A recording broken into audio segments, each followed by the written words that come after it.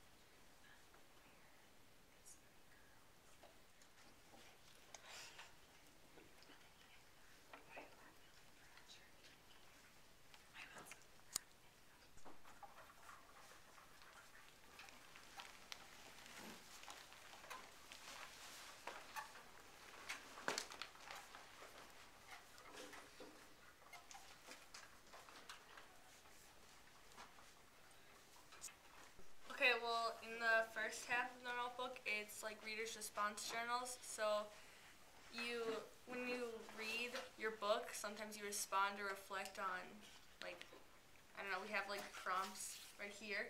And then the second half, it's like Writer's Workshop, and Writer's Workshop Wednesday is when we take like 20 minutes or 15 minutes to just like write whatever. Like, she gives us something to write about, but if we don't want to write about it, then we can write about whatever's on our mind. Oh. Yeah.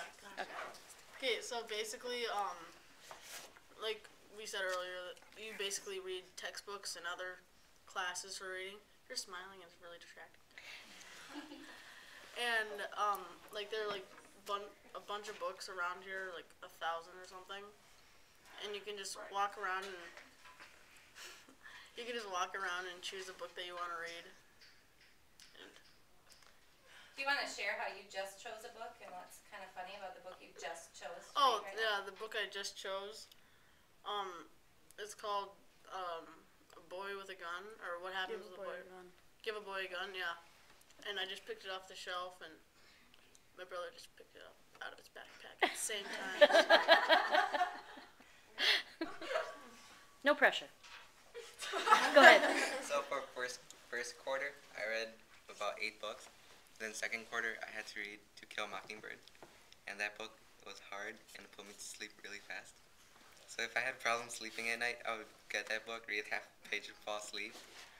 And so that book like stopped me from reading more books second quarter. So second quarter, I read about, I think 3 books. And Maybe that's not a lot. because another teacher picked one up for you. Mhm. So what got you back in the flow? What book got you back? Some of the mob. Son of the Mob. I don't Gordon like it Corman. when people tell you what to read, because then you don't read it. For example, To Kill a Mockingbird. It's like a really boring book. It gets boring. Yeah.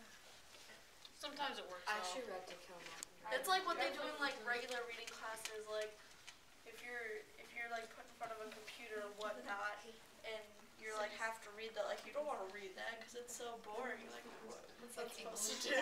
They have to pick what books you read. Like when I would have to read Odyssey. Oh, I'm you so have to do dumb. that. You gotta like choose, like Yeah, we gotta choose out of them. Just instead of like her assigning it to us. Well, and this group even started with Hunger Games because I sold it so well, because I loved it, but they really struggled to get into it. And I think the science fiction and the names, it just was too challenging. So they, a week into it, went ahead and abandoned that book, picked up Anna's story, and sped up their schedule so that they could stay on schedule to finish it, and did a really nice job of that. Do you guys want to talk at all about reading in other classes?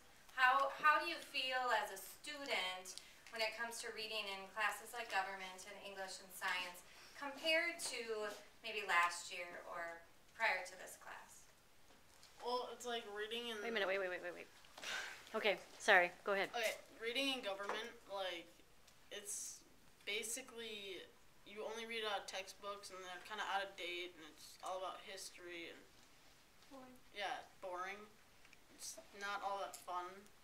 Do you feel like you're able to better handle that reading though than you have before? Or does it feel the same? I feel like I can like read it better because it's like... Because we know some strategies we could use to help us out. Yeah. Like, don't force a kid to read a book they don't want to. Because they're not going to like it. Never. And I would, let me say that as an English teacher and your academic literacy teacher, that there is a difference in terms of we should have cultural literacy. We should all read To Kill a Mockingbird because you will hear references to it for the rest of your life.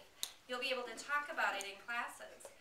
But in a reading class, I'm not sure we should all read the same book. We're not all at the same level. Say who you are. My name is Ann Stry, and I am a 9th grade and 11th grade English teacher at Eastview High School. And I'm also the Language Arts Department Chair. And I think that the greatest piece of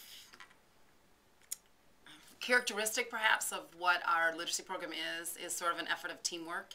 And that we've come to the conclusion that to grow students' reading and writing skills, it can't rely on just one class, one teacher, but rather be a systematic working together of a bunch of people who care about growing skills. And I think that we've really moved to that model from being more isolated, and it's about that which I am most proud. Okay. Abominably. Abominably. Adorn. Adorn. There you go, that's better. Adversary. Adversary. Now look at the next one, look how close it is. Adversity. Adversity. Yes, those are two different words. Aloof. Aloof. Ardor. Ardor.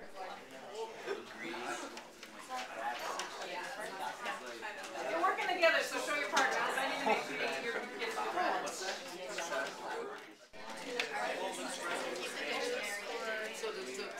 Make sure you guys use those dictionary definitions. If it's just saying full, you can't say full of.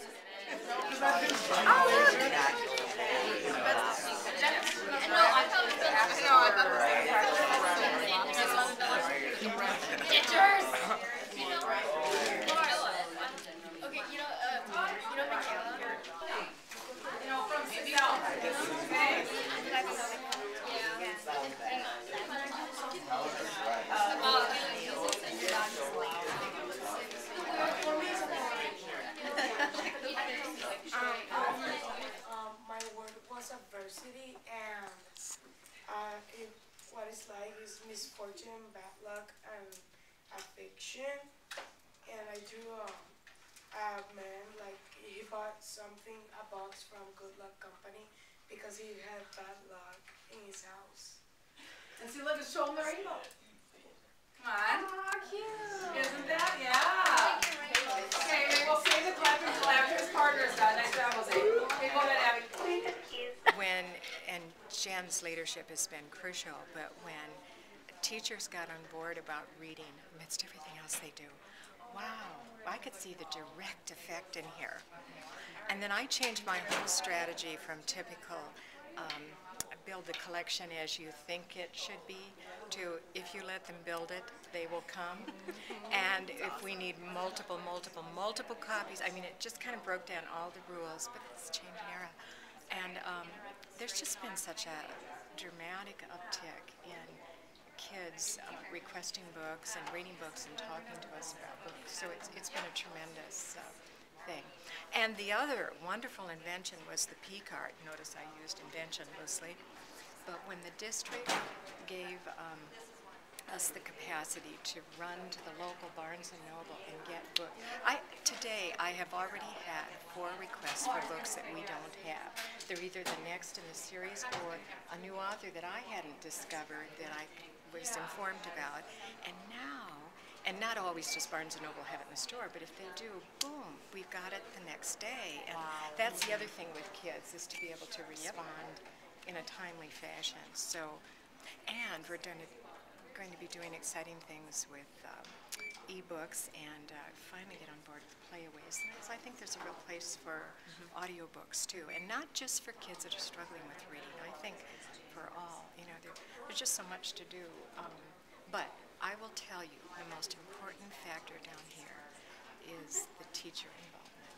Where the teacher initiates the interest or the enthusiasm, and then it allows us to pick up on it and run. So it's great fun.